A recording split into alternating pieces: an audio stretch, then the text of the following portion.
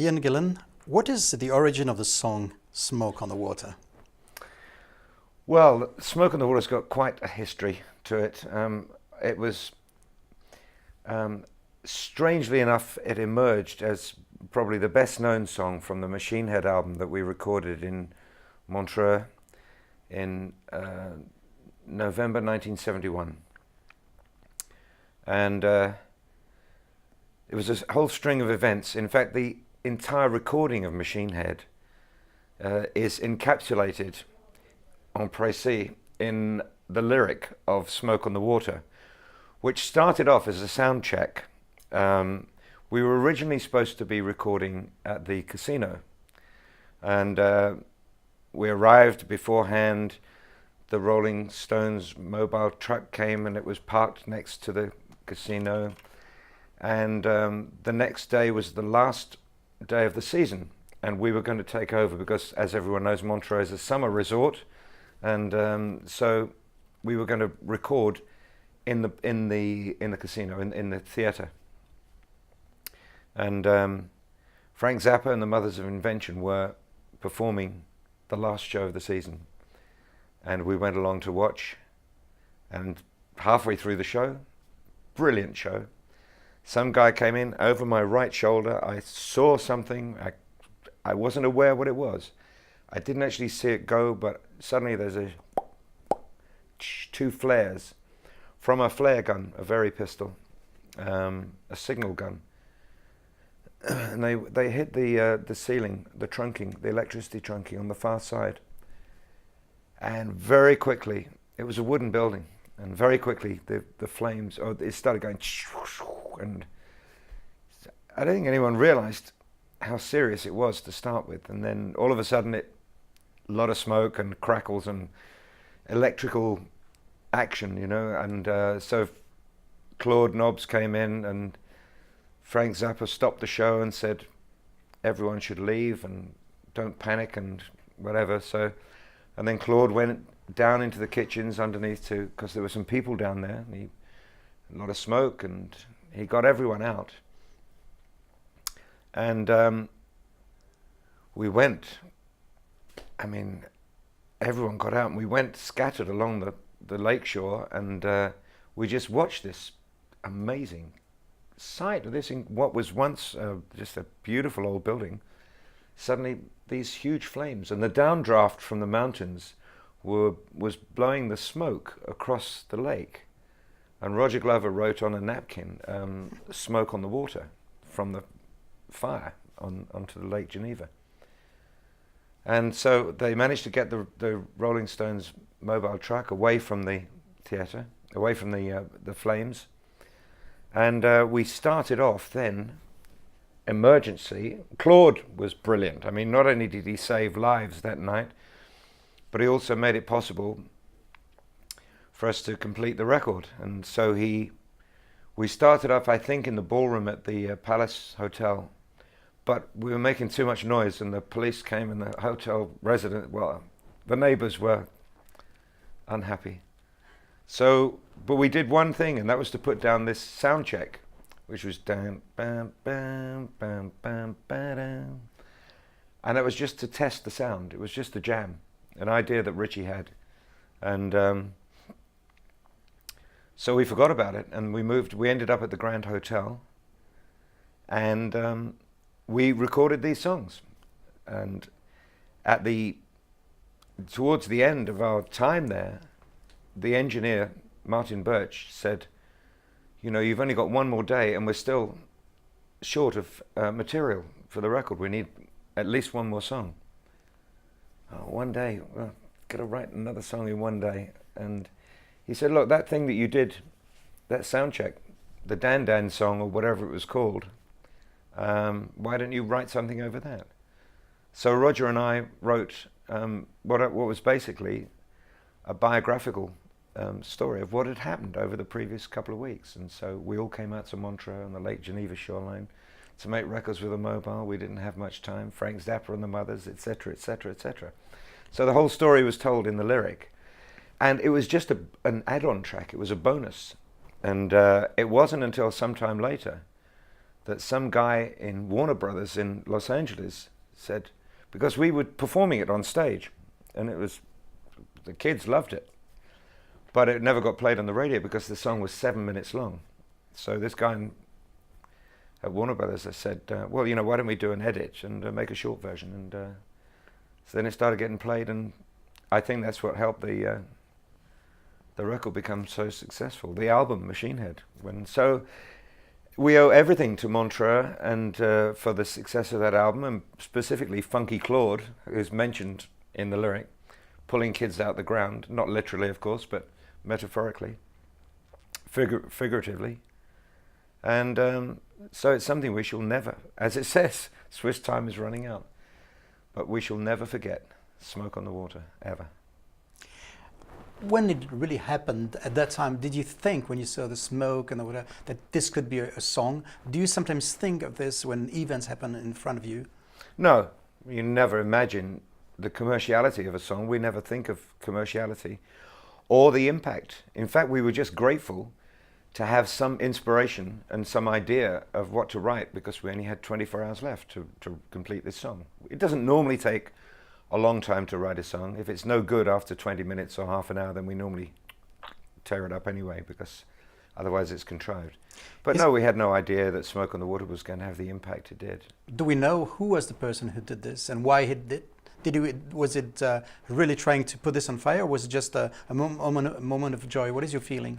At the time, it was described as a happening. This is what was a big thing in the 60s and 70s. But even the people who were there, there are differing descriptions. Somebody said, oh, it's a guy that jumped out of a Rolls Royce and came in and just went and ran out again. Another one said it was somebody who came in and walked away down the street, went away on a moped. And somebody said it was a tall, dark guy. Somebody said it was a short, blonde guy. And so we have no idea, because, to be honest, I didn't see it happen. And because this thing was silent, it didn't go bang, bang. It just went, I mean, if that. I was just aware of like a firework, a Roman candle, But what is your personal feeling or opinion? Do you think that this was a moment of joy, like greeting something, or was this a really a criminal intention? I don't think there was any criminal intention at all. It turned out to be a disaster, of course. But I don't think there was any criminal intention at all. I mean, if there was, you've got to be a genius to think that this is actually going to hit exactly that one place where the electric cable is. No, I think it was a moment of joy that went terribly wrong. That's what it was. But why do you think that this song became so enormously popular? What is the key to that? Well, it's a good story, and it's a very simple song. Sometimes the simplicity, it's got a good riff, it's got a good tune, it's got a good chorus, and it's got a good lyric. And I mean, those are the ingredients you want, I think, for a song to make contact or have impact or communicate with an audience. And it still does. It's still a very powerful communicator. We'll be doing it tonight. What does Montreux mean to you? What are, let's say, your strongest memories?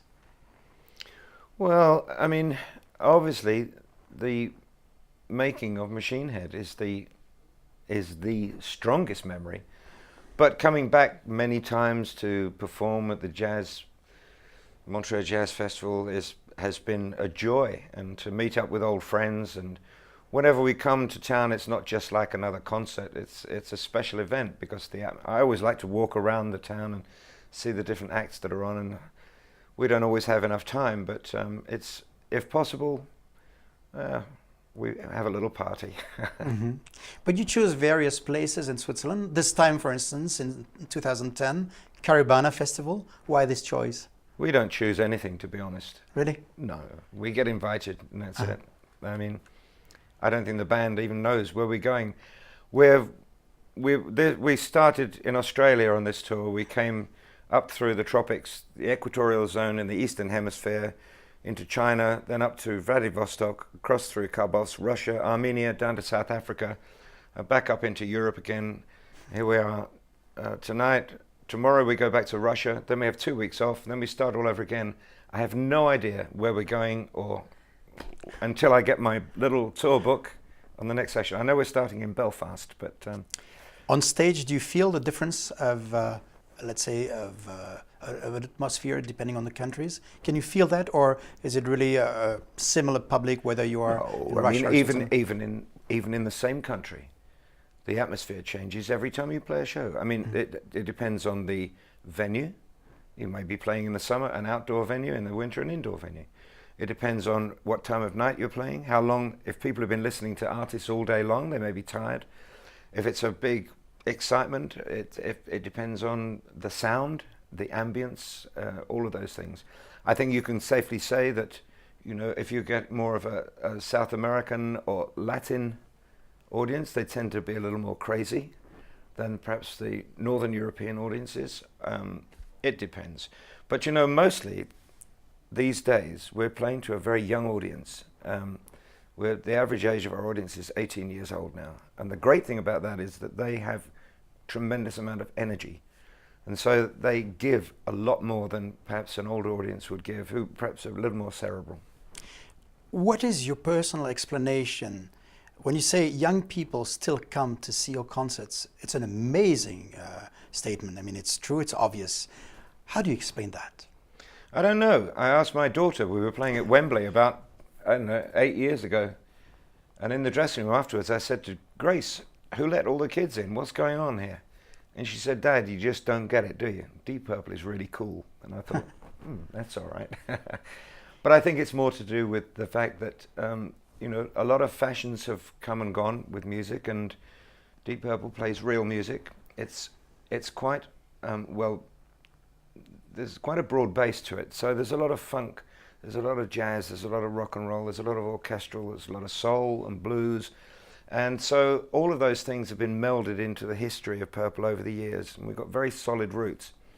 Plus, it's a very hot band. I mean, the guys are fantastic musicians, so it's quite a joy. I mean, from where I'm standing, I love it. I mean, it's quite dangerous every night.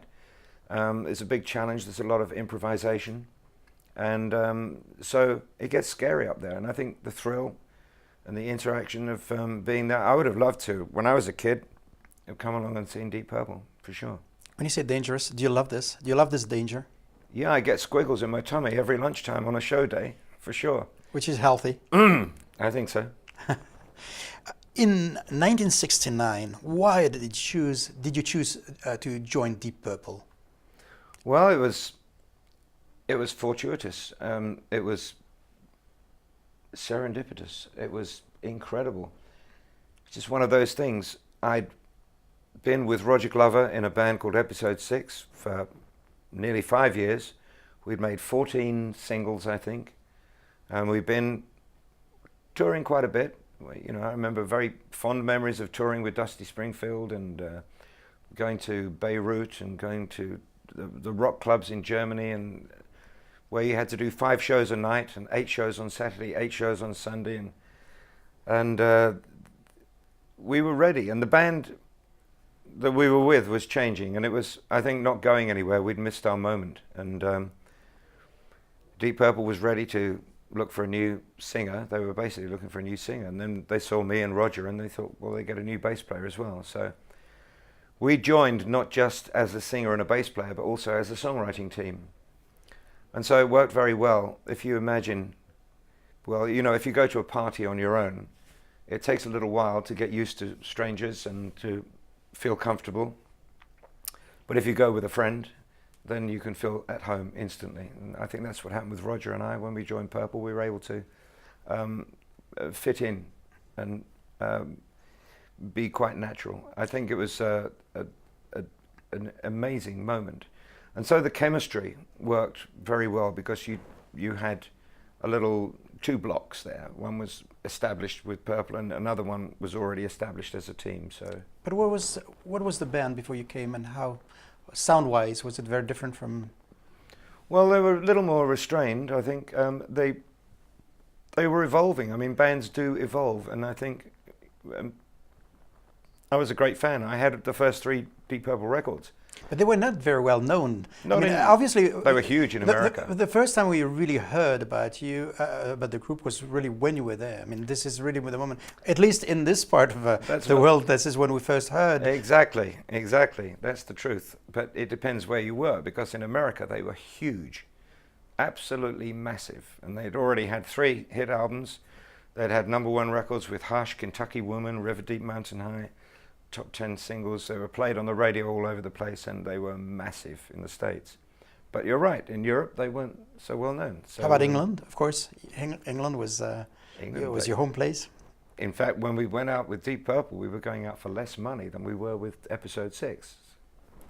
So that shows the impact they had over there. But, you know, in the business, amongst the musicians, they were very well known and highly respected. And I think the idea of having not only the amazing Ian Pace there, but the idea of Richie and John, the interplay between the guitar and the Hammond organ, was quite a unique sound. And it was begging for more in terms of input, writing input, because they were doing a lot of covers at that time. They weren't writing everything.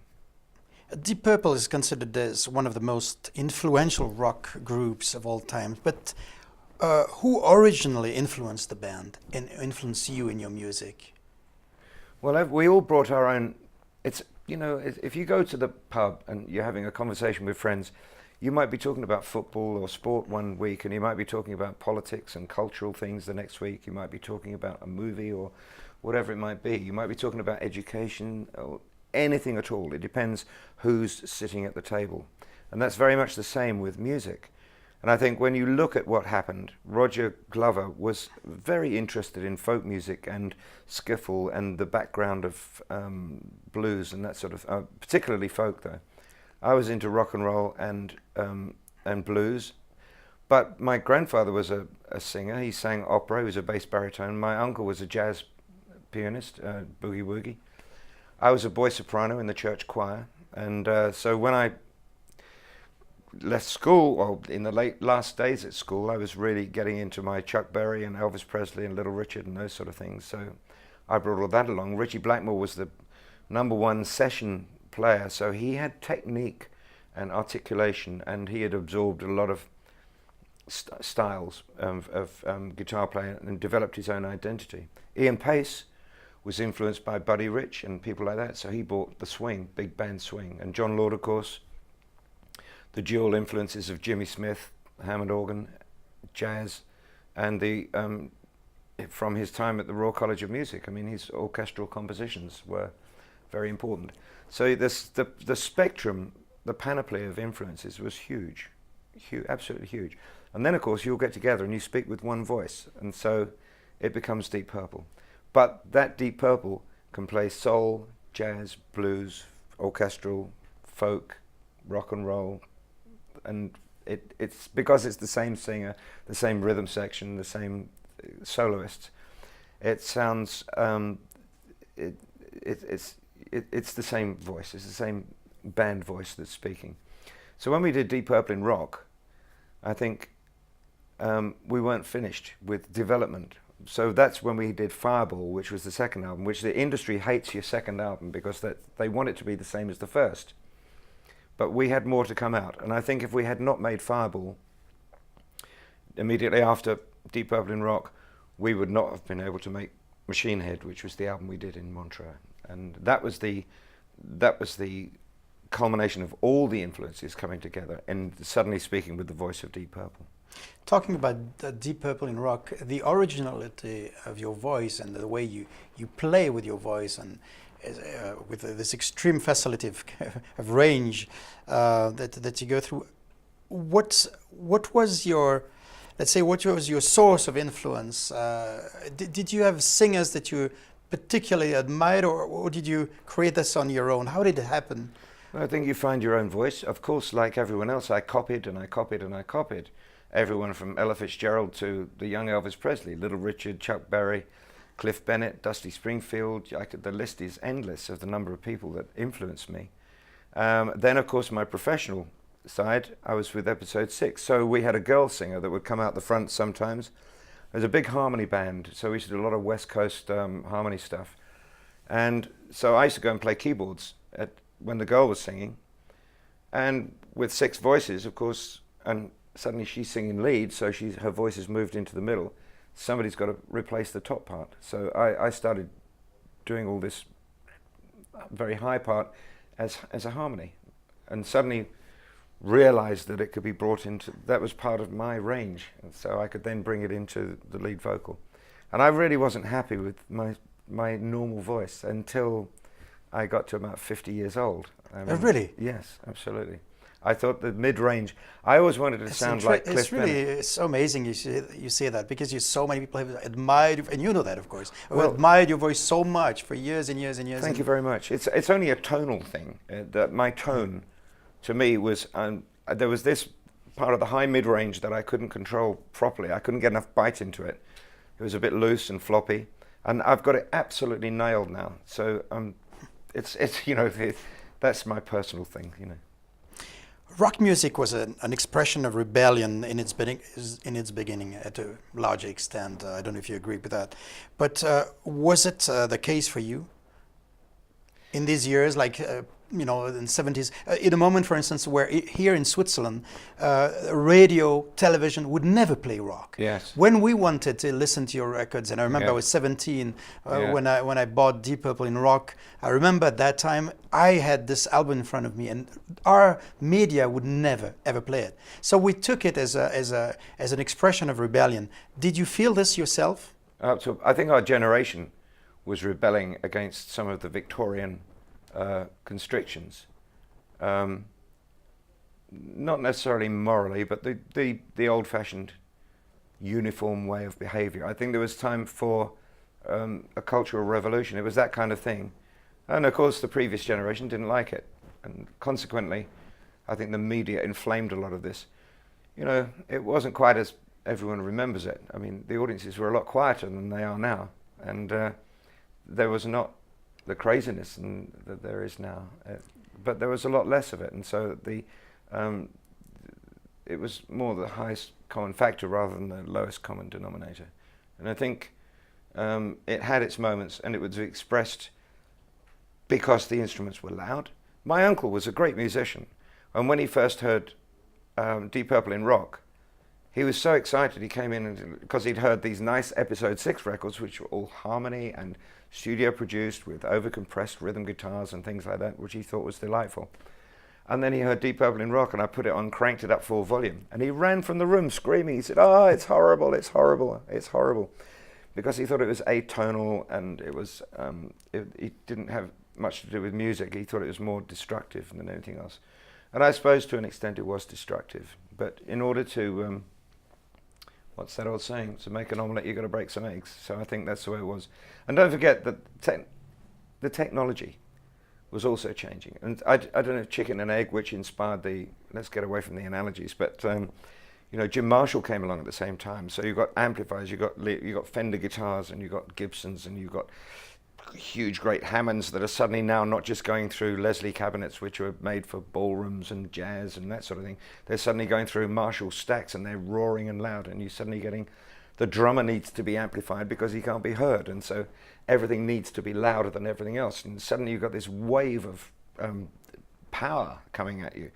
And the knock-on effect with the record labels and the PR people and the magazines and the radio stations and the pirate stations, and this thing was an underground culture. It was a youth culture that I think was a rebellion as such, but I don't think it was entirely the music, because a lot of it was quite cerebral. But it certainly knocked it knocked a few walls down. Yeah.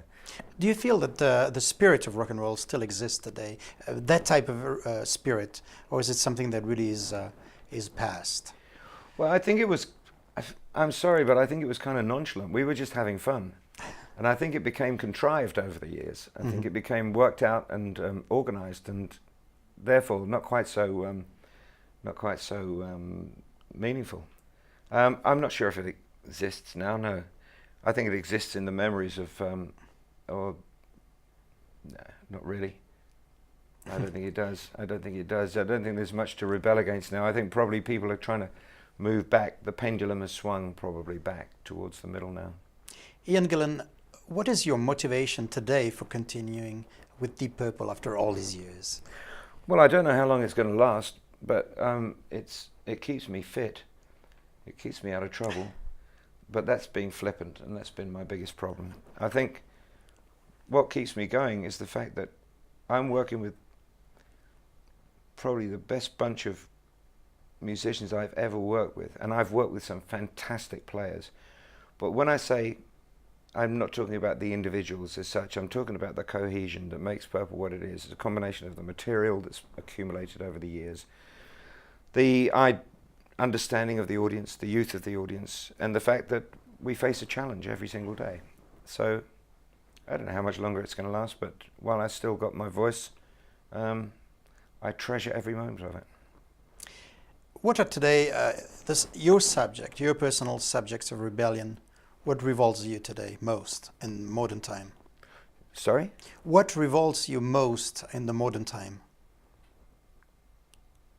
What makes you, let's say, the most rebellious today in 2010? I'm afraid I've moved on from that into a metaphysical world. I spend my life now studying my life's work and developing a thing called the infinite God. And so our behavior patterns on the planet don't really bother me anymore. I see a lot going on. You see things that are huge in some parts of the world, but it's like the purple thing we were talking about earlier. Other parts are not even aware of it. So I've been spending all my life, I heard the word infinity when I was 8 years old.